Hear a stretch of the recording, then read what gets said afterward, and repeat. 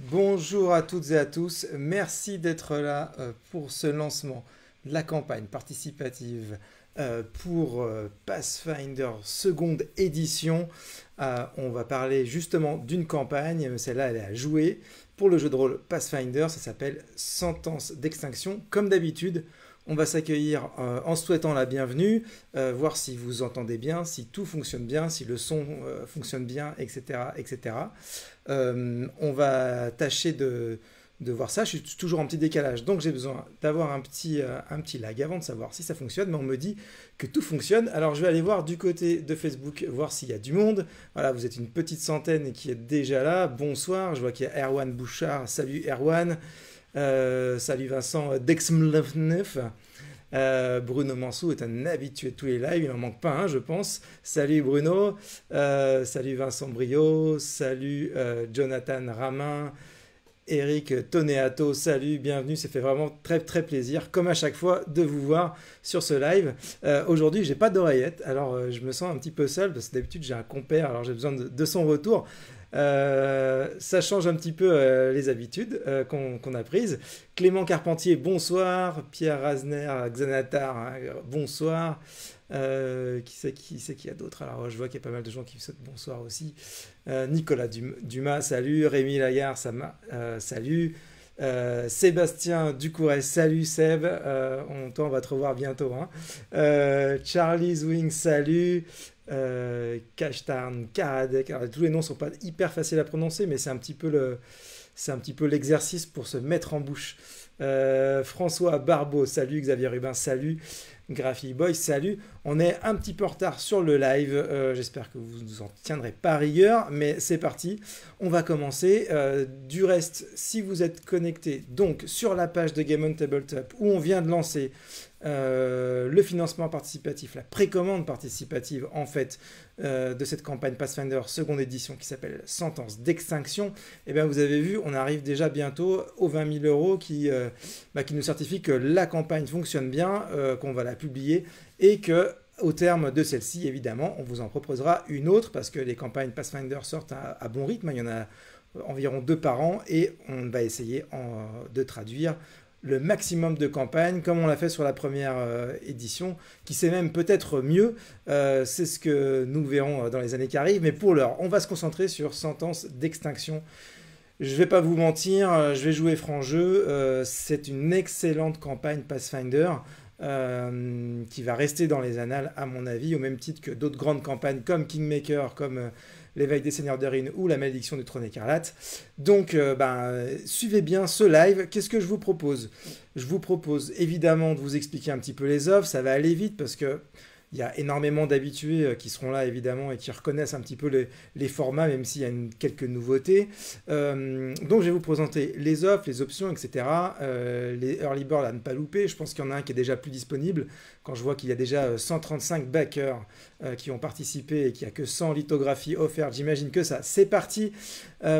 Ensuite, je vais vous expliquer évidemment le contenu de la campagne. On va parler, ça va être plein de spoilers. Donc évidemment, si vous souhaitez être joueuse ou joueur de cette campagne, je vous inviterai à décrocher le live malheureusement ou à couper le son pour quand même faire monter nos vues. Mais en tout cas, avant, donc voilà pour le sommaire. Je vais répondre évidemment à vos questions, donc n'hésitez pas dans le chat. Il y a mon collègue Fred qui est présent là sur le chat. Il y a aussi Anthony qui peut vous répondre à plein de questions. Ils vont me remonter les questions les plus importantes et je vous répondrai évidemment. Alors, avant de commencer, quand même, toutefois, j'ai un dernier petit truc à vous dire, c'est qu'évidemment, allez sur la page, le lien est dans la description de cette vidéo, sinon vous allez sur Game on Tabletop, vous allez tomber dessus, ou sur le site de Black Book Edition, la news est là, donc il ne vous reste plus qu'à aller sur la page pour suivre avec moi les offres que je veux vous présenter. Comme vous le savez, la nouveauté pour cette seconde édition de Pathfinder, c'est que nous avons décidé de faire des compilations. On a fait la première campagne, L'Âge des Cendres, en 6 volumes, mais comme d'habitude, c'est pas très adapté en fait au marché français, qui est plus petit que le marché américain. Et puis en plus, c'est vrai que le format qu'on avait fait compiler en un seul volume avait très très bien marché pour les campagnes Pathfinder première édition. Vraiment, ça nous avait vraiment permis de continuer les campagnes, alors qu'en fait, c'était quand même un petit peu compliqué de les vendre par les boutiques, mais ça, c'est la magie du crowdfunding. Donc là, on se retrouve avec ce même genre de format, mais cette nouveauté, c'est qu'en fait, on a décidé de vous proposer les campagnes Pathfinder désormais en 2 volumes. Déjà, 2 volumes, ce sera beaucoup plus pratique pour vous, pour les manipuler, etc. Moins lourd dans la main, hein. Je pense qu'il y en a certains qui voient bien de quoi je parle. Et puis, surtout aussi, il faut savoir que un nouveau format a été testé par Paizo, notre partenaire qu'on remercie et que je salue au passage. Donc un nouveau format a été testé sur Starfinder, leur autre gamme qui se passe dans l'espace, de campagne en uniquement 3 volumes, plutôt que les 6 volumes comme on trouve aux US. Donc ils vont aussi faire ça pour les campagnes Pathfinder. Donc pour se laisser le loisir de faire aussi des volumes compilés, quelque chose de régulier pour vos bibliothèques, et ben ce format qui regroupe en fait 3 volumes de campagne et ben, va permettre d'être assez souple pour faire à la fois les campagnes en 6 volumes et les campagnes en 3 volumes. J'espère que j'ai été clair. C'est pas si évident, mais n'hésitez pas à poser des questions, on reprécisera. Donc voilà, la campagne est en 2 volumes. Du coup, évidemment, tout ça, l'intégrale est moins cher que si on vous proposait en 6 volumes, alors que les ouvrages sont cartonnés. Mais évidemment, c'est un peu plus cher qu'en un seul volume également, comme par le passé. Voilà, donc l'offre principale, c'est simple, c'est ces 2 volumes de campagne, accompagné du célèbre guide, enfin du traditionnel guide du joueur, qui va permettre à tous les joueurs de se mettre dans le bain, de préparer son personnage, de choisir quelques on appelait ça les... je ne sais plus comment on appelait ça dans la première édition, mais c'est donc les historiques dans la seconde édition, sont en fait à la fois des éléments de background qui apportent un petit ajout de règles sympathiques pour votre personnage, mais qui le lie directement à la campagne et qui va être ici ô combien important, je vais y revenir. Voilà, donc c'est ce petit guide du joueur indispensable pour se lancer, pour préparer la campagne, et puis donc les 2 volumes, voilà, une offre toute simple. La deuxième offre, c'est la même chose, mais en version collector. D'ailleurs, on va quitter la page ici pour voir un petit peu tout ce qu'on vous propose. Donc, attendez, je m'aperçois qu'il y a un petit souci sur le live, à moins que ce soit moi. Non, j'ai l'impression que tout fonctionne. Alors, voyons voir. J'ai juste un petit peu peur quand je vois l'image ici. C'est juste que ça ne joue plus là, c'est pas grave. Allez, tant que vous ne me faites pas de signe dans le chat, c'est que tout va bien. Donc je continue, excusez-moi pour ce petit intermède de règles. Donc la deuxième offre, c'est tout simple, c'est la même, mais avec les 2 volumes en version collector. Alors vous le savez, il y a des collectors aussi sur la gamme Pathfinder seconde édition en général. On a décidé de rester dans le même type de design pour que ceux qui suivent les collectors puisse se faire une énorme belle collecte de collector, voilà, avec ce cuir rouge. Donc on espère que tout ça, ça vous plaît. Voilà pour les 2 offres. Évidemment, si vous avez une boutique, en plus avec toute la situation actuelle, avec la Covid, c'est bien de soutenir vos boutiques qui sont près de chez vous. Et contactez votre boutique dès demain, elle va pouvoir participer et vous offrir exactement la même chose que ce que vous pouvez vous offrir ici. Donc n'hésitez pas à passer par elle dès demain. Pour le reste, on a quelques objectifs. Il n'y en a pas beaucoup, hein. Comme vous le savez, les campagnes Pathfinder, on n'essaie pas de faire des trucs complètement fous. Notre unique but, c'est de financer les campagnes et qu'elles vivent. C'est pour nous l'aspect de la gamme de Pathfinder seconde édition, même si les règles sont vraiment excellentes, c'est vraiment l'essentiel. Ces campagnes, pour nous, c'est les meilleures du marché. C'est vraiment très rare qu'on trouve des choses mieux faites et en tout cas aussi prêtes à jouer. À part peut-être Chroniques oubliées, il n'y a pas. Donc vraiment, c'est vraiment quelque chose qui, pour nous, qui porte la gamme Pathfinder. Donc le but, c'est de les enchaîner. On a quelques objectifs quand même à vous proposer. Et puis ça dépendra aussi du nombre de backers qui nous rejoindront. Mais en gros, vous allez retrouver les classiques, à savoir libérer les cartes et plans comme aide de jeu. Et puis ensuite, on ne le voit pas encore sur la page, mais je vous le révèle ici parce que vous faites l'effort de regarder ce live.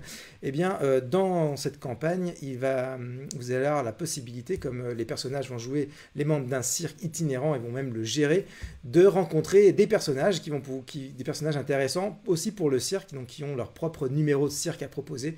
Et donc, il y a toute une galerie comme ça de PNJ à rencontrer que vous allez pouvoir recruter ou pas en fonction de vos envies, en fonction aussi de l'histoire hein, et de la campagne. Et donc, il y a une trentaine comme ça de fiches de PNJ qu'on espère pouvoir imprimer à part. Ce sera bien pratique pour le jeu. Voilà. Et puis d'autres surprises si jamais on dépasse des scores incroyables. On est déjà 140, j'ai l'impression. Donc c'est super, on approche des 20 000. Donc c'est parfait. Tout va bien, tout fonctionne. Ouais, nickel, tout est nickel. Donc, eh ben, je vais prendre quelques questions et puis ensuite, on va parler de cette campagne qui est vraiment super. Il n'y a pas longtemps, hein, je tenais le même discours si vous suivez tous les lives de Black Book Edition parce qu'on a financé le mois dernier pour Trudvang Chronicles une campagne vraiment incroyable qui s'appelle Saga des Neiges que je vous recommande, hein, même vous, joueurs de Pathfinder, hein, vous pouvez adapter ça sans doute, c'est vraiment magnifique. Et des campagnes comme ça, il n'y en a pas forcément tous les ans de cette qualité-là. Et là, vraiment, Sentence d'extinction, pour moi, c'est vraiment le top de ce que peut faire Pathfinder. Et en plus, c'est vachement plus adapté peut-être au public français. Donc, j'espère que vous allez vous y retrouver dans ces explications et que ça va vous donner envie à vous aussi. Avant de commencer ça, je vais prendre quelques questions parce qu'il y en a déjà, et notamment sur les offres. Alors. Voilà, donc Vincent Deximlefn, excuse-moi pour ton prénom, j'imagine que tu as enlevé toutes les voyelles, demande est-ce que c'est possible de prendre un étui pour les versions collector. Alors, il faut savoir que l'étui fonctionne aussi bien pour la version collector que pour les versions normales. Donc, les deux volumes, collector ou normaux, vont entrer sans problème dans cet étui. Donc, voilà, tu peux prendre l'étui, évidemment. Il est offert jusqu'à demain, mardi 9 février à 23h59, donc jusqu'à minuit. Donc, voilà, il faut en profiter. C'est vraiment le moment de les avoir. Ça me fait penser aussi que contrairement, si vous êtes habitué aux dernières campagnes Pathfinder en précommande participative, donc pour la première édition, on ne faisait pas de prix de lancement, mais là, il y a un prix de lancement. Ce qui fait que quand ça sortira en boutique, ce sera un petit peu plus cher. Donc vraiment, c'est le moment de participer. Entre le Early Bird et ça, eh bien, vraiment participer tout de suite. Ça me fait penser aussi que les lithographies, j'en ai parlé un petit peu, on imprime en fait sur un beau papier les 6 personnages, les 6 PNJ qui sont en couverture des 6 volumes US. Eh bien, il y en a 100 exemplaires offerts. Ils sont déjà, à mon avis, tous partis à cette heure.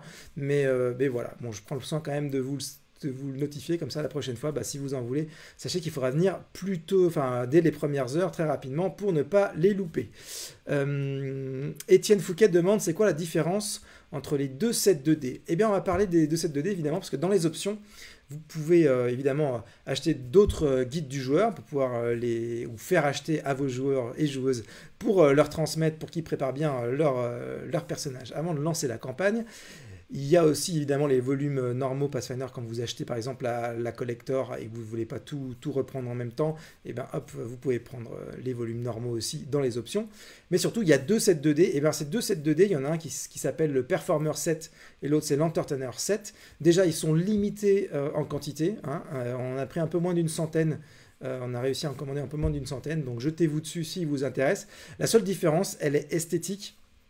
Il y a un inversement des couleurs. Si vous regardez bien les visuels qui sont dans affichage produit, donc ça c'est le menu qui est en haut de la page de Game On. Regardez bien, il y a donc affichage produit, c'est là aussi où on voit les news, etc. ou les commentaires.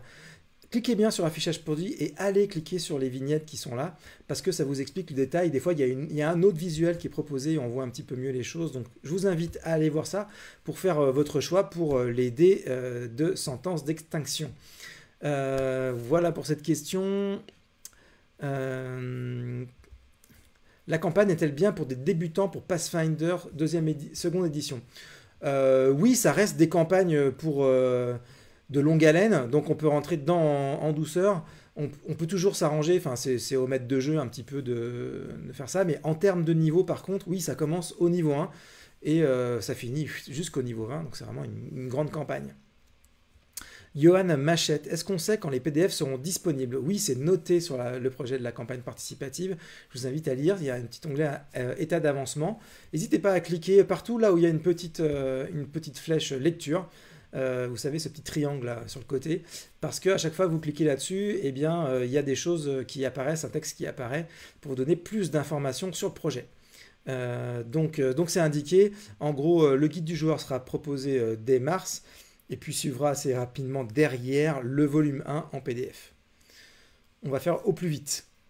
D'autant que c'est ce qu'on échangeait avec l'équipe aujourd'hui.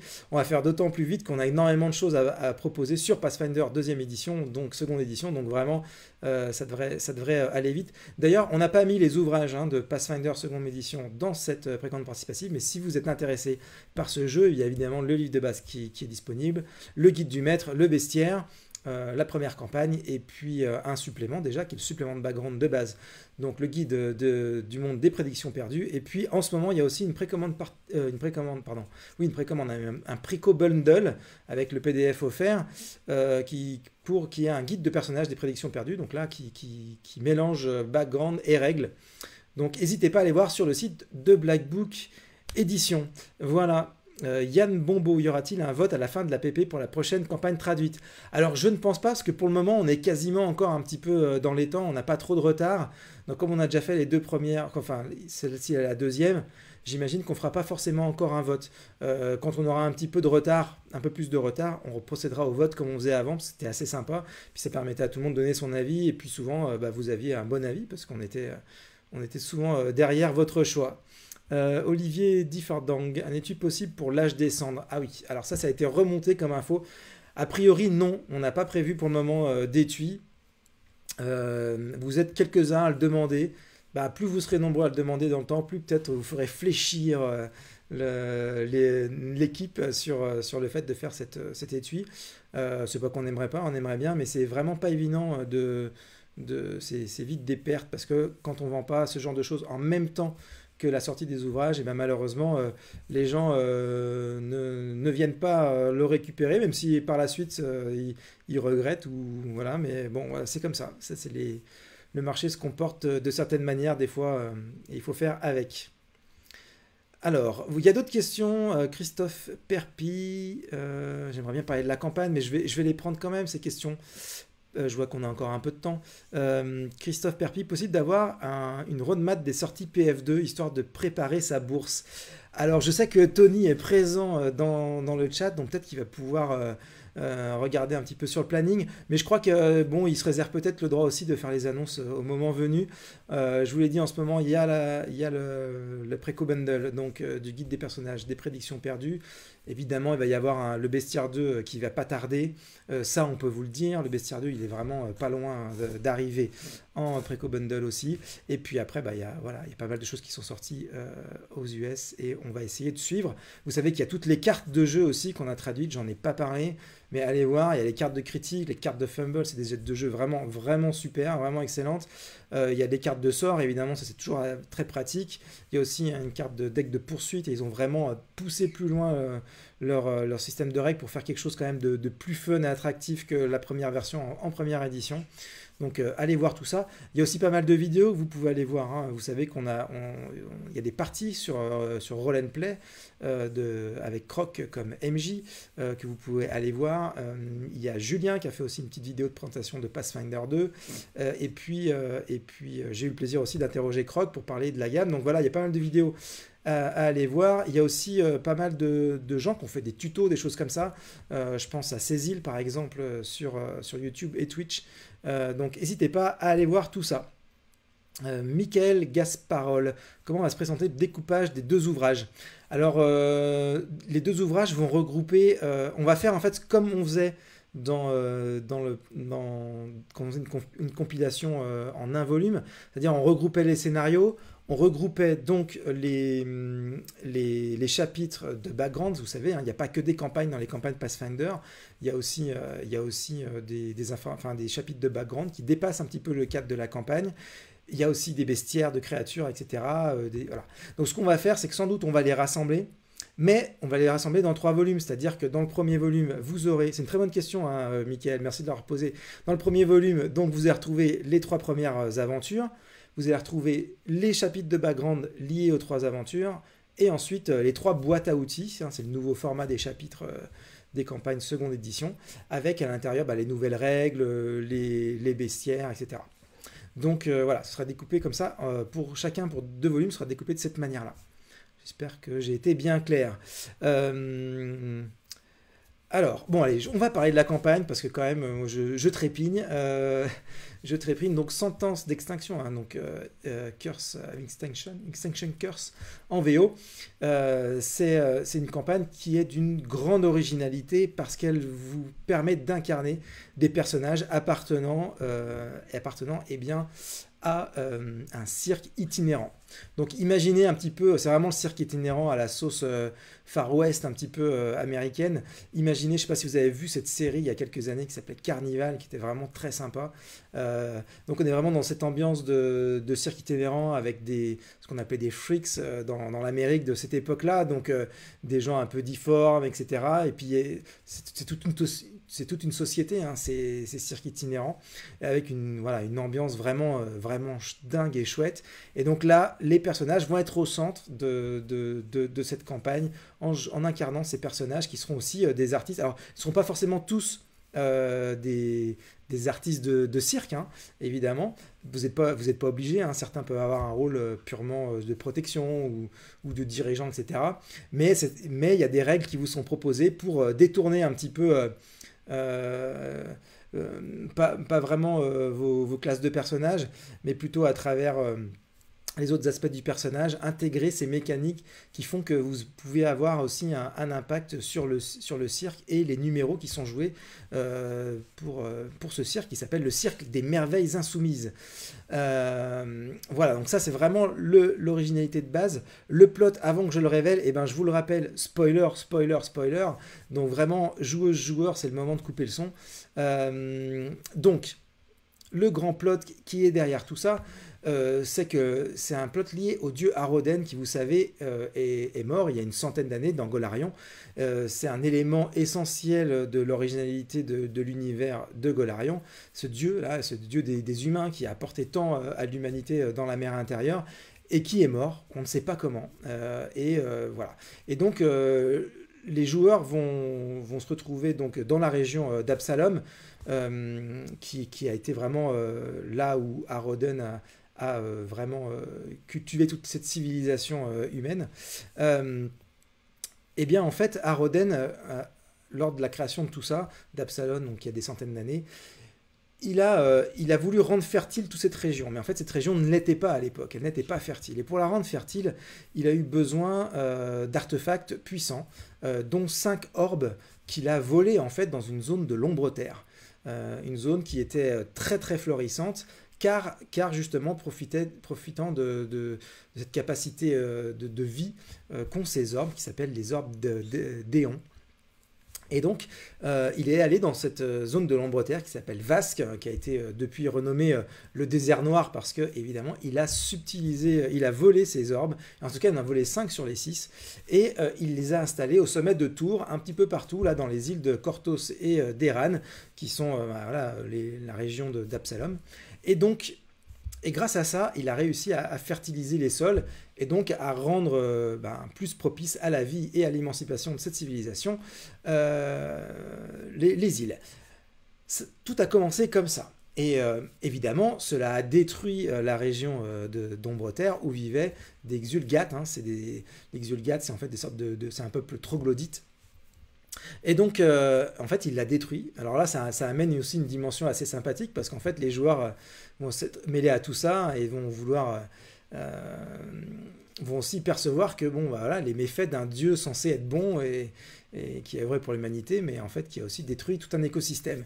Bref, cet écosystème vaste a été détruit, mais donc la civilisation d'Absalom et puis tout l'Empire Azlan a pu se développer grâce à ces 5 orbes. Mais Aroden est mort il y a 100 ans, et en mourant, évidemment, son influence magique décroît, et la puissance magique que lui-même a dû aussi investir dans les orbes pour que tout cela fonctionne, se perd. Et en fait, les gens ne se rendent pas compte à l'échelle de dizaines d'années, mais en fait, toutes les terres de la région perdent en vitalité, voilà. Et donc en luxuriance, et dans certaines zones, notamment, ça commence à devenir vraiment visible. Il y a des régions qui commencent à être en danger, où on n'arrive plus à soutenir, à produire donc la nourriture dont on a besoin, etc. etc. Et donc c'est dans ce contexte que les personnages appartiennent à ce cirque, le cirque des merveilles insoumises. Et, et ben, au départ, évidemment, ils ont juste quitté en fait un autre cirque, le cirque qui s'appelle la Ménagerie Céleste de Madame Lueur de Crépuscule, une femme chat. Ils l'ont quitté parce que justement, elle, a- elle est vraiment très particulière, voire un peu mauvaise comme personnage. Donc vous avez rejoint un autre cirque qui s'est monté un petit peu en opposition entre guillemets à ce cirque de la Ménagerie Céleste. Et puis là, vous débutez quoi en gros, et en fait au moment où commence le premier volume, et là la première scène est vraiment magique. C'est que vous arrivez, le cirque se met en place près d'un village. Et donc, au moment où vous commencez, en fait, le chef du cirque, l'espèce de gérant du cirque, meurt assassiné. Mais au moment où les numéros vont commencer, et en fait les personnages vont aussi faire des numéros, certains, hein, je vous ai dit, les personnages seront aussi des artistes. Et donc la première scène, il va falloir à la fois gérer le cirque, parce qu'il y a une sorte il y a des mécaniques de règles pour micromanager le cirque, enfin pour faire du cirque un petit personnage. Et, et en même temps, vous allez faire ça et vous assurer que ben, tout se passe bien et que tous les numéros s'enchaînent bien. Et ben, dans les entr'actes ou entre les numéros, et ben, les personnages vont commencer l'enquête pour savoir qui a assassiné le gérant. Autant dire que cette première scène-là, elle est vraiment ultime. Déjà, juste pour ça, je vous invite à acheter cette campagne parce que c'est vraiment excellent. Je vous disais, donc il y a des petites règles pour micromanager le cirque. Il faut savoir que c'est pas imposé quoi. C'est-à-dire que il y a plein de règles, c'est détaillé, c'est-à-dire un enchaînement des numéros, ce que vous allez pouvoir faire avant enfin, la semaine avant que le cirque fasse sa représentation en termes de publicité, etc., pour booster un petit peu les résultats des caracs du cirque, on va dire.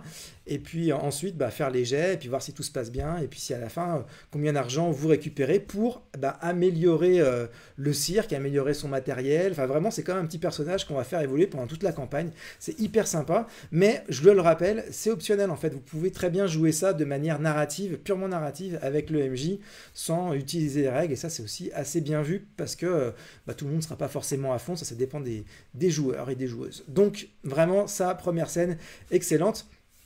Ensuite, après cette enquête-là, pour sauver aussi un petit peu le cirque, ensuite il faut passer à un deuxième niveau d'enquête dans ce premier volume pour, bah, essayer de comprendre ce qui se passe, d'où vient le meurtre et tout ça lié en fait au problème que je vous ai expliqué, c'est-à-dire que dans la région, et ben, en fait, l'écosystème est en train de dépérir.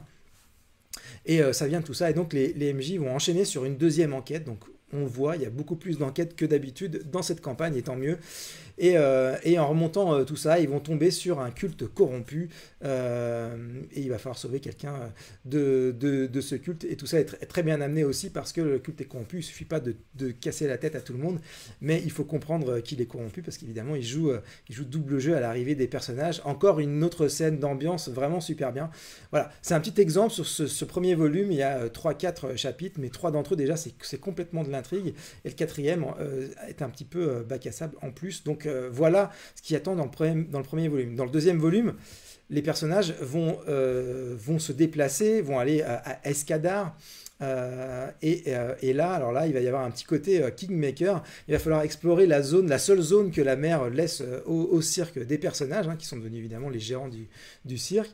Et là, il va falloir un petit peu nettoyer l'endroit. Alors ça va être l'occasion de faire aussi avancer le plot et la prise de conscience de cette histoire, hein, des déperditions de la luxuriance et de la vitalité végétale de l'écosystème, et le lien qu'il va y avoir avec les orbes éons.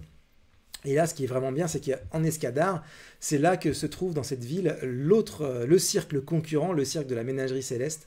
Et donc, les joueurs vont se retrouver à faire leur première représentation avec des saboteurs. Donc pareil, il va falloir gérer le cirque et en même temps essayer de contrer les saboteurs de la Ménagerie Céleste. Tout ça va amener à une autre partie de l'intrigue où il va falloir montrer à la ville que Madame Lueur de Crépuscule, en fait, est pourrie et fait plein de trucs qui sont complètement illégaux, etc. Et donc, il va falloir chercher un peu toutes les preuves qui vont permettre de mettre son cirque par terre. Ce qui consiste aussi à aller explorer son cirque, peut-être discuter avec les gens de son cirque. Donc ça, c'est vraiment excellent, parce qu'il y a une galerie de personnages géniale. Encore une fois, dans ce deuxième volume, il y a énormément de choses, un peu d'exploration en mode Kingmaker, mais c'est un tout petit bout en fait, et pas mal donc de roleplay, d'enquête. Évidemment, il y a toujours de l'action, comme toujours dans Pathfinder, mais vraiment, on est très très loin parfois des espèces de gros donjons qu'on peut avoir, même s'il y en a, mais ils sont beaucoup plus petits, on est plus dans une exploration que dans des grands donjons avec des écosystèmes compliqués. Donc c'est vraiment très très bon, à mon avis, ça va plaire à beaucoup beaucoup de gens. En tout cas, moi, vous avez senti, je suis au taquet. Voilà, j'ai envie de vous en dire plus sur les autres volumes et de la campagne, mais je vais prendre quelques peut-être questions sur cette intro, peut-être qu'il y en a eu, avant de vous parler des 4 autres volumes. Alors, voyons voir ce que m'a remonté Fred dans mon petit canal, là. Une chance de voir traduit le Lost Domain sur la Pathfinder Society. Oui, ben pour le moment, vraiment, on essaie de faire le maximum, donc pourquoi pas. Pourquoi pas, je ne peux pas m'engager là, évidemment, parce que j'en suis même pas sûr, mais en tout cas, je sais qu'on est au taquet sur Pathfinder seconde édition, ça marche très fort, le jeu est vraiment très très bien. Je pense qu'il y a encore beaucoup de gens qui ne se rendent pas compte à quel point le jeu est top, notamment toute cette façon de gérer les règles en jeu. Il y a très peu de jeux de rôle qui proposent un plaisir de règles aussi fort. Sans être trop compliqué, parce qu'ils ont réussi à pas tomber dans un truc trop compliqué. Donc vraiment, je pense que c'est une gamme qui marche très bien et qui va s'étendre longtemps. Et puis vous voyez, Black Book est beaucoup plus costaud aujourd'hui qu'il y a 10 ans quand on a commencé avec Pathfinder 1. Donc le rythme, à mon avis, sera beaucoup plus suivi en VF. En tout cas, on croise les doigts. Je vous l'ai pas montré, enfin vous l'avez deviné, mais je suis toujours pas Miss Météo, moi. Bah, attends, je vais y arriver un jour. Non, j'y arrive pas. Allez, tant pis. Mais à côté de moi, il y a donc le personnage Madame Lueur de Crépuscule qui est là, charmante femme chat, on dirait Félix à la élite. Il n'y a pas d'écran de campagne de prévu. Et non, c'est mon grand malheur, ça, Sébastien Petit-Grand. J'adorerais pouvoir proposer aussi un écran qui va avec. C'est un truc qui revient régulièrement dans nos discussions, parce qu'on adore les campagnes, on aimerait avoir un écran dédié à chaque fois. Paizo le fait pas, donc pour le moment, non. Mais insistez, envoyez plein de messages à Paizo, à nous.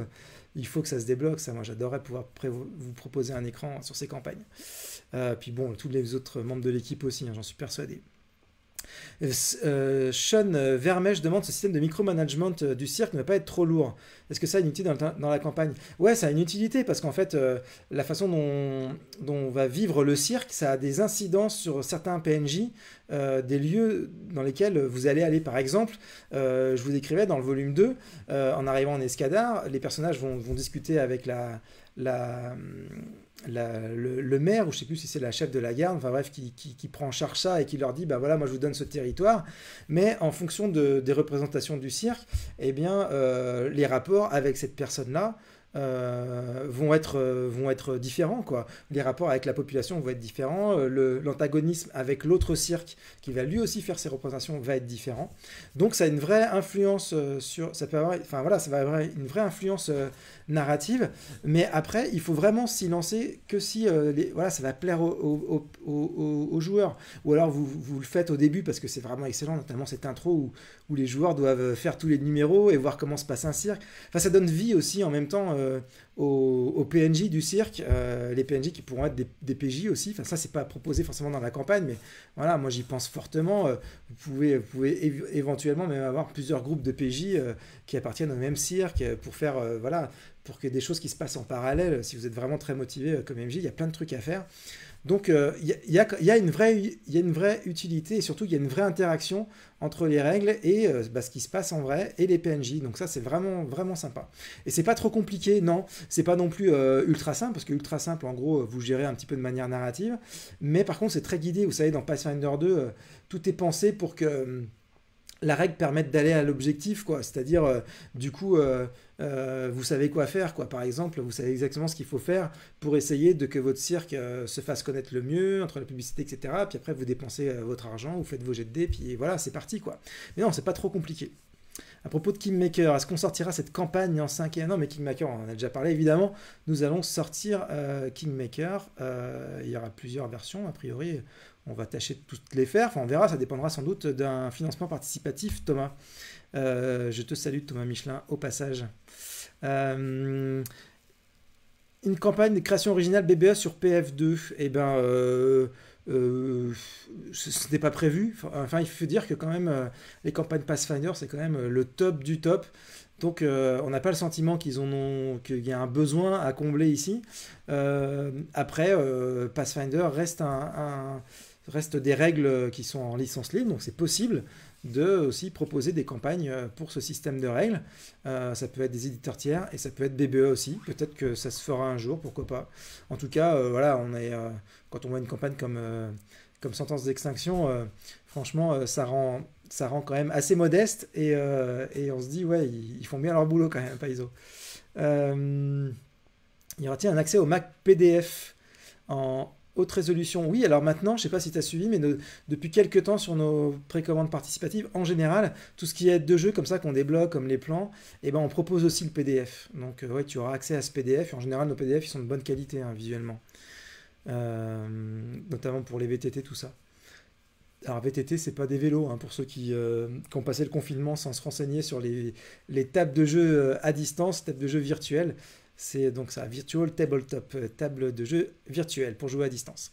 Quand avez-vous prévu de traduire Lost Omen Legends? J'espère bientôt, parce que je l'adore ce supplément, je le trouve génial avec plein de persos. Enfin, moi qui ai suivi un petit peu le lore de Golarion, donc dans la première édition, là vraiment c'est le genre de trucs moi qui me font kiffer. J'espère que ça plaira aussi aux gens.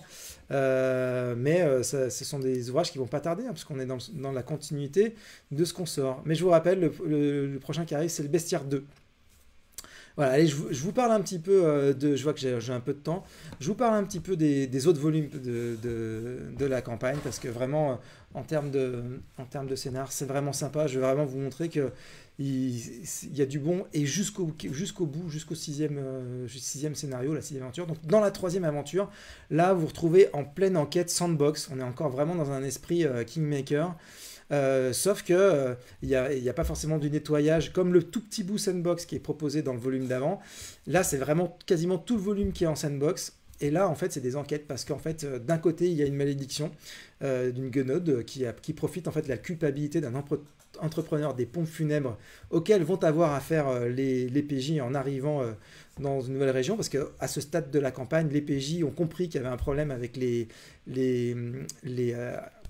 globes d'Éon. Ils se sont aussi sentis liés par les globes d'Éon, parce qu'ils reçoivent ce qu'on appelle des réflexions de résonance, je crois en français, qui sont une sorte de pouvoir lié aux Éons quand on les a trop approchés. Donc en fait, voilà, donc ils se ressentent aussi un petit peu... c'est pas aussi fort évidemment que dans la colère des justes, par exemple, où vraiment les personnages ont cette étincelle là, de légende qui les porte, mais c'est un petit peu cet esprit-là, qui a un petit pouvoir... supplémentaires. Donc les PJ savent qu'il y a ces globes d'Éon et vont les voir et en profitent pour, à proximité de chacun, établir leur cirque. Et donc, il y a tout un esprit sandbox parce que les personnages vont pouvoir faire ce qu'ils veulent, aller à tel globe ou tel autre, parce qu'il y en a 3 qui sont pas trop loin les uns des autres, et donc ils vont pouvoir voyager comme ils veulent, faire leur enquête comme ils veulent, et puis gérer aussi donc le micromanagement du cirque comme ils veulent, jusqu'à arriver par un gros affrontement sur les Zulgates. Mais tous avec les Zulgates. C'est là les PJ vont prendre conscience qu'il y a un problème avec les Zulgates, mais ils ne savent pas évidemment quelle en est la raison. La raison, c'est que les Zulgates, je ne vous l'ai pas dit, ont fait partie du peuple qui a tout perdu quand Aroden est parti avec les globes d'Éon. Donc leur écosystème s'est retrouvé détruit. Donc ils ont été chassés de l'ombre-terre. Et donc il y a notamment un Zulgate qui ne cherche qu'une seule chose, mais à détruire les globes d'Aeon, enfin de quoi détruire toute la civilisation d'Aroden. Et donc pour ça, il veut faire un rituel qui s'appelle le rituel de la sentence d'extinction, voilà, qui donne le nom à sa campagne. Et donc, le but de la campagne, à la fin, ce sera de l'arrêter. Mais à ce stade, voilà, c'est d'essayer de comprendre déjà ce qui se passe avec les ormes, de découvrir ces temples abandonnés d'Aroden, qui ont tous une histoire, et puis de défaire, entre autres, cette malédiction. Mais il y a plein d'autres moments très sympas. Je vous dis, c'est vraiment une enquête. Il y a beaucoup de discussions avec beaucoup de personnages dans tout ce volume jusqu'au final, qui est un petit peu plus musclé. Alors là, moi, quand j'ai lu les 3 premiers volumes, je me suis dit, souvent, les volumes des campagnes Pathfinder, il y a toujours vraiment 3 volumes qui sont tip top, et puis après 2 autres sympas sans plus, et puis un souvent très très donjon qui est un peu moins bien. Alors en général, ça c'était la typographie des campagnes Pathfinder première édition. Donc là je me suis dit les 3 premiers sont tellement bien, le niveau va redescendre. Bah pas du tout. On arrive sur le 4e volume qui s'appelle Le siège des dinosaures, et là le plot est vraiment excellent, c'est-à-dire que les personnages arrivent à proximité donc d'un autre endroit où il y a un globe d'Aéon, enfin où il est censé y en avoir un, et en fait les Ulgates sont là, mais ils ne sont plus dirigés par leur chef. En fait, une nécromancienne a profité d'eux pour en fait les puppets masteriser, et cette nécromancienne recherche notamment une idole d'un grand ancien, en fait, ça vient du mythe de Lovecraft, évidemment, une statuette qui est enfermée sous une ville, et en fait elle détourne un petit peu le plan des Xulgates, qui évidemment qui est d'envahir, enfin de faire un siège de la ville, mais en fait elle s'en fout du siège de la ville. Ce qu'elle veut, c'est négocier pour récupérer cette statuette, cet artefact qu'elle souhaite récupérer. Et donc le plot est vraiment sympa parce que les personnages vont se retrouver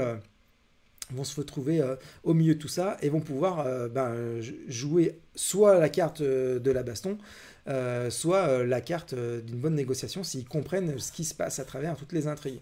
Alors il y a plusieurs choses, c'est qu'avant qu'il y ait le siège, ils vont pouvoir déjà se développer, installer le cirque.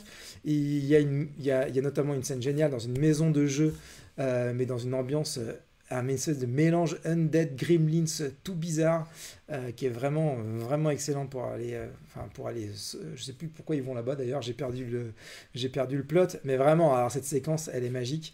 Je vous invite, enfin vraiment c'est vraiment top quoi. Ils vont notamment je crois qu'il y a un des personnages qui est manipulé, je crois que c'est ça. Il y a un personnage, il y a tout un groupe en fait qui est manipulé, et les gens ne se rendent pas compte que l'un d'entre eux est manipulé.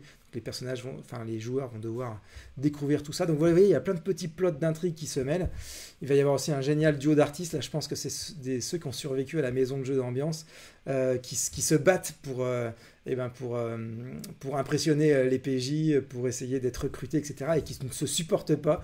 Donc si les PJ par malheur décident de les prendre les deux dans leur cirque, ils vont foutre la merde. Enfin bref. Donc il y a vraiment des super persos et des super rencontres. C'est vraiment excellent. Et en plus, ça se termine par le siège de la ville. C'est-à-dire qu'avec des règles, mais qui ne sont pas des règles genre un autre set de règles, c'est plus comme un peu des défis, quoi, des défis de compétences ou de roleplay pour aller essayer de fortifier la ville pour qu'elle puisse faire face au siège. Et donc il y a des systèmes de points à faire augmenter à travers certaines choses. Donc ça va être par exemple remonter le moral des troupes, ça va être construire des barricades, ça va être ramener des gens en ville, aider les forgerons à développer un peu mieux leur artisanat des armes, etc. Et tout ça, ça me rappelle moi beaucoup, je sais pas si certains connaissent, La Main Rouge du Désastre, qui est une campagne Pathfinder 3.5 qui est vraiment excellente, une campagne martiale, comme ça, où notamment on fait partie à un moment d'un siège où il y a énormément de choses à faire, c'est hyper prenant, on se sent vraiment au cœur du truc, responsable de tout ce qui se passe, et c'est vraiment bien mené. Là, je trouve qu'on retrouve complètement ça. Donc voilà, c'est vraiment un compliment de ma part. J'espère que vous connaissez cette campagne. Et sinon, voilà, vous avez ce truc-là dans ce volume Pathfinder, et c'est top.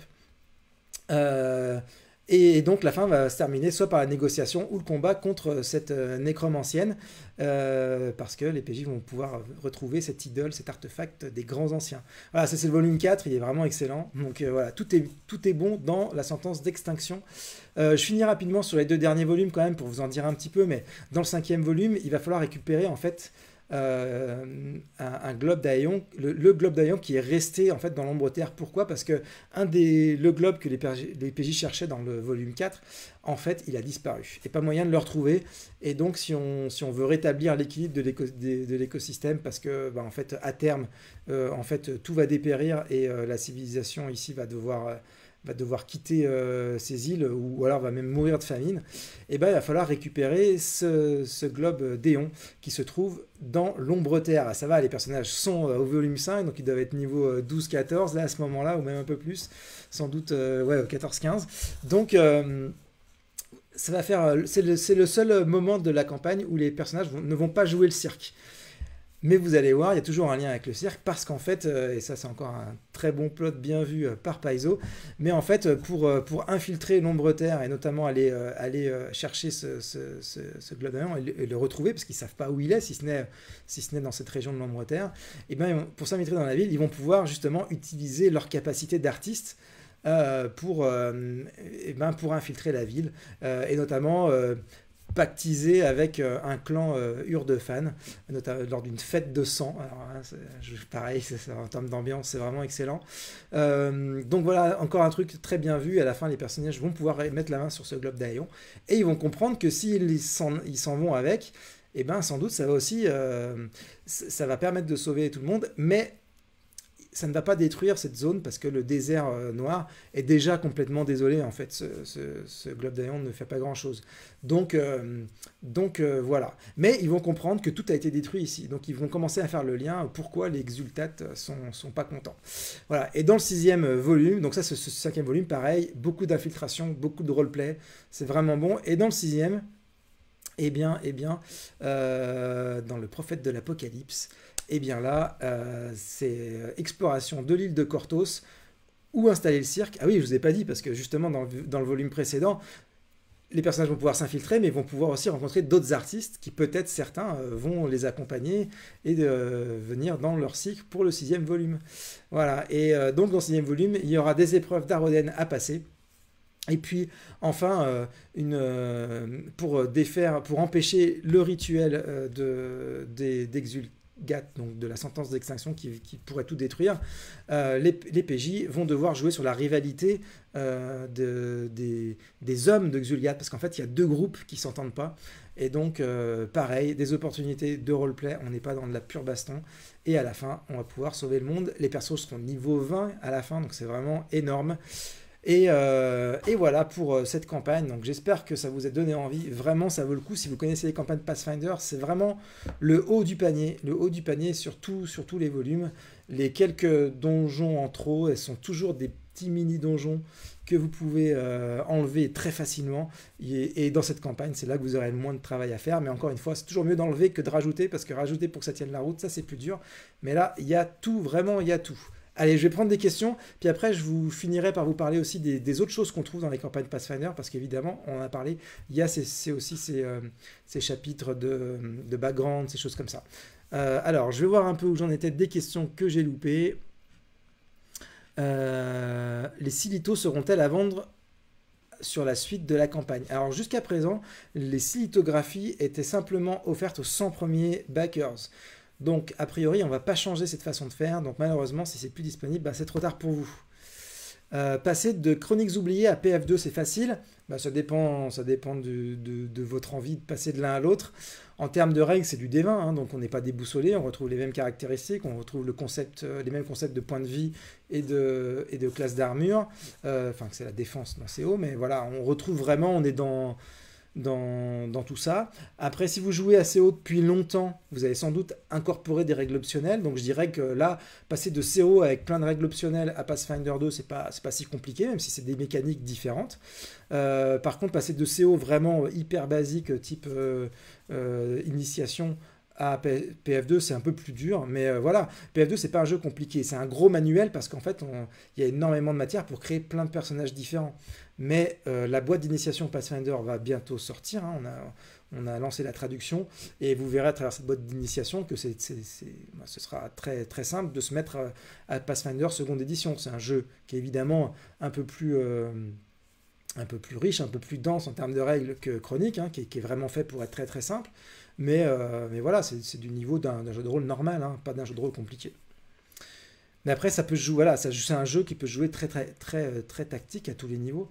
Donc voilà, c'est un jeu qui peut être très pointu. Et c'est ça sa qualité aussi, c'est que plus on joue, plus en fait on peut devenir pointu dans les règles et se faire plaisir aussi en termes ludiques. Xavier Rubin demande est-ce qu'un nouveau partenariat avec Let's Roll est prévu pour PF2 et les gammes BBE? Eh ben, je ne pense pas que Ghislain soit là, il connaîtrait la réponse. De toute façon, on n'est pas fermé à des partenariats hein, pour que les gens jouent sur les tables virtuelles. Voilà, il n'y a pas d'annonce pour le moment, mais ce sont des choses qui vont se mettre en place sans doute avec le temps. Projet financé, mais moi je ne vois pas qu'il est financé. Nicolas Dumas, tu me dis ça sur... moi je vois que c'est 19 913 euros. Donc là, vous êtes 173 déjà d'être présent. C'est vraiment génial. Merci beaucoup d'être là dès le premier soir. On va pouvoir se dire que c'est financé dans quelques instants. On va pouvoir continuer. Et donc, je vais en profiter pour vous révéler l'objectif dont je vous parlais tout à l'heure.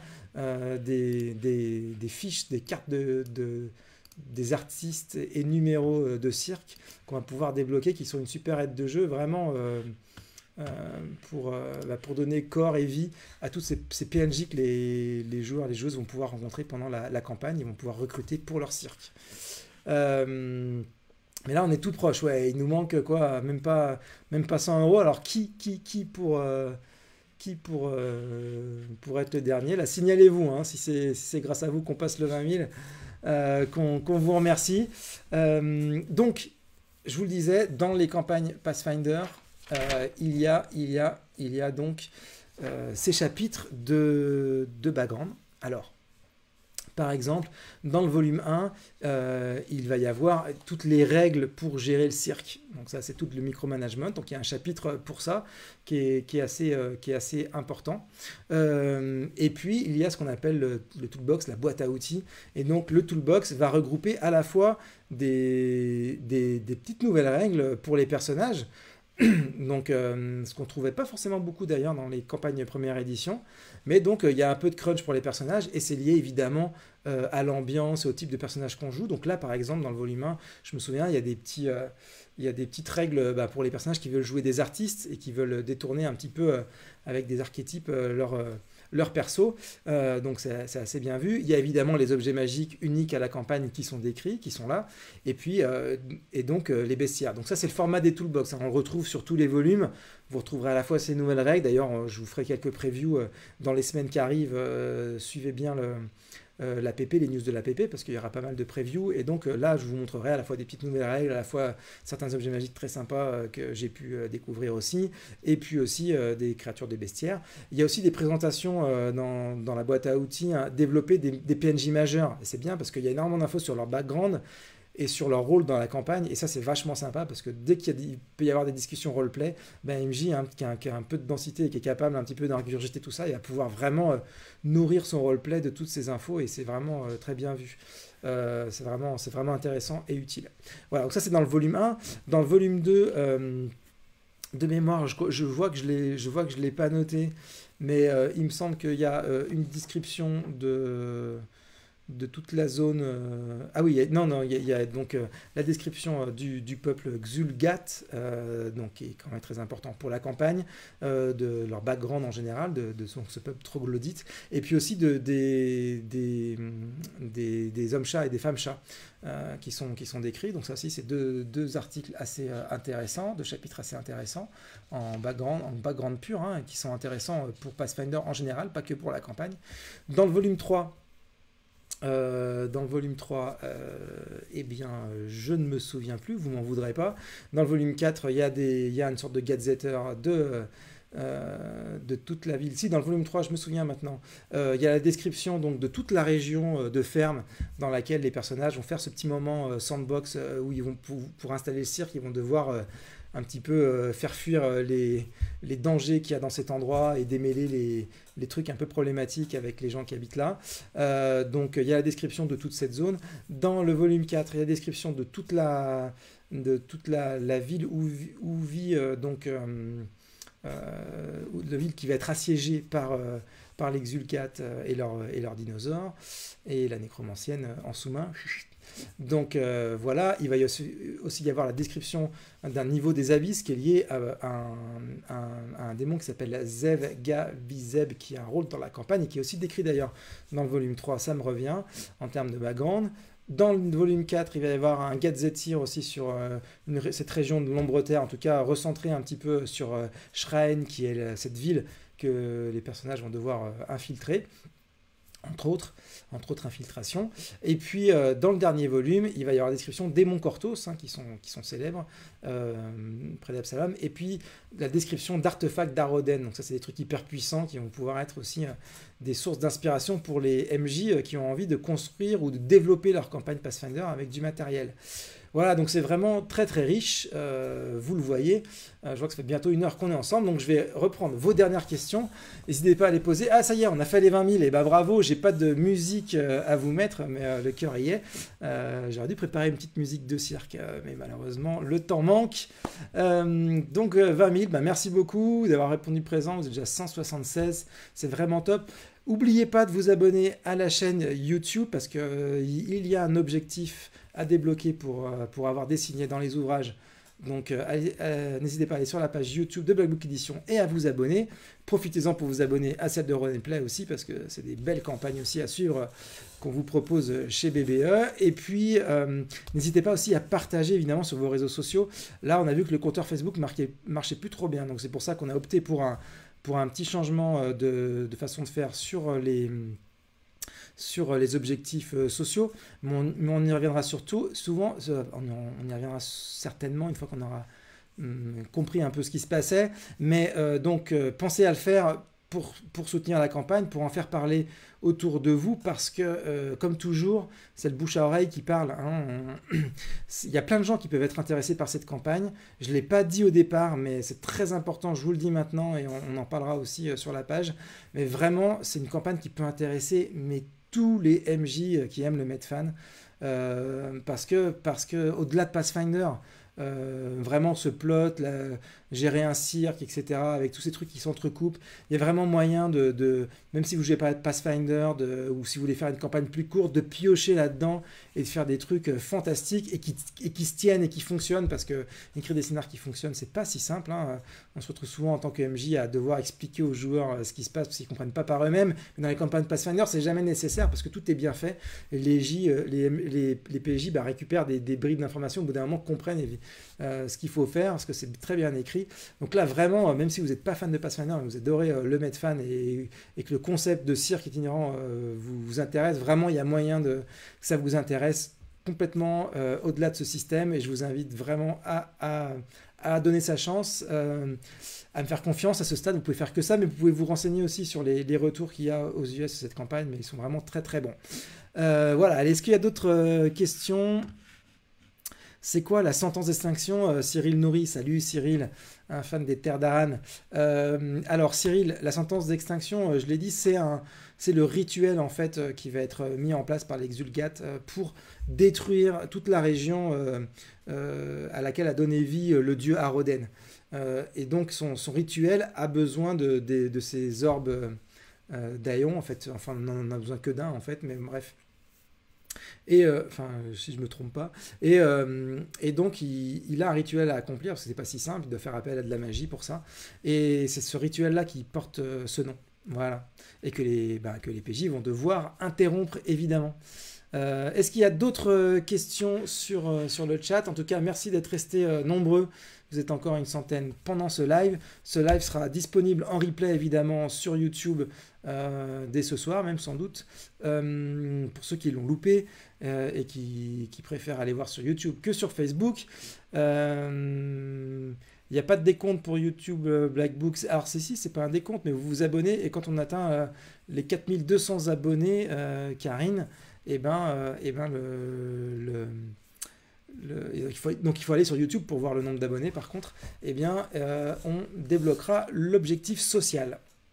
Est-ce que c'est possible à adapter pour Héros et Dragons ou en 5 Oui, évidemment. Alors la grande magie du truc, c'est que évidemment Pathfinder 2, tout l'intérêt, c'est que c'est tellement bien préparé, tellement clé en main en termes de règles. On est vraiment guidé, hein, c'est vraiment pas comme dans les autres campagnes ou même en 5e. Il n'y a pas ce niveau de préparation qui fait que le maître de jeu, c'est exactement ce qu'il a à faire, le meneur de jeu ou la meneuse de jeu. Donc c'est vrai que ça incite fortement à le jouer pour Pathfinder 2, parce que c'est vraiment génial. Après, c'est toujours possible d'adapter. Les créatures, on peut les retrouver, mais il y a du travail de MJ, du coup, pour faire cette adaptation. Mais en soi, il n'y a rien qui s'y oppose, d'autant que parfois, même les règles, c'est facile de les faire passer de l'un à l'autre. On reste dans du D20 système. Voilà, donc c'est un petit peu les mêmes mécaniques, hein, même s'il y a pas mal de changements quand même avec Pathfinder 2. En tout cas, merci à vous. Merci Johan Machette aussi. Combien on va faire de campagnes Pathfinder par an Eh ben, on ne sait pas. Ça dépendra aussi de vous. Pour le moment, on a fait deux. Enfin, on en est à cette deuxième. Donc, c'est difficile de dire, mais si vous êtes au rendez-vous et que ça marche bien, nous, notre envie, ça a toujours été de vouloir toutes les traduire. On n'y est pas arrivé, évidemment, sur la première édition. On sait que le marché français n'est pas capable d'absorber autant que le marché américain. Mais en gros, on n'était pas loin de la moitié, je crois, ou à peu de choses près en VF pour Pathfinder 1. Black Book a grossi, le public semble être là, Pathfinder 2 marche bien. On espère faire mieux, tout simplement. Donc, au moins une par an, c'est sûr. Et puis peut-être de temps en temps 2. Et puis il va y avoir ce format aussi des campagnes en 3 volumes. Donc dès qu'il y en a qui sont bien, la première a débuté. En tout cas, nous on a eu les PDF sur cette première campagne en 3 volumes. Ça a l'air très intéressant aussi, très bien. Donc peut-être que grâce à ça, on pourra en faire un petit peu plus aussi par an. Donc voilà. À suivre Gérald. Romain Ferreira, c'est une gamme que vous allez suivre sur combien d'années? Pathfinder 2? Et bien en fait, Pathfinder, ça fait déjà plus de 10 ans qu'on traduit la gamme Romain, Black Book Edition. On a des super relations avec Paizo, notre partenaire, qui est notre partenaire historique, chez qui on a des amis maintenant là-bas, évidemment. Je les salue, Eric, Jeff, mais tant d'autres. Et puis Lisa, évidemment, qui a monté cette société. Donc, nous, on ne s'arrêtera jamais. Après, ce sera les aléas du marché, hein, qui peuvent intervenir. Mais donc, tant que ça se passe aussi bien avec ce partenaire-là, nous, on espère que ça va durer encore très longtemps. Je me demande si, à part Shadowrun, à part ce partenariat avec Catalyst Lab pour Shadowrun, qu'on a commencé avant et qui continue aussi, je pense que ce sont les deux partenariats d'éditeurs, peut-être les plus longs de l'histoire du jeu de rôle. Je me trompe peut-être.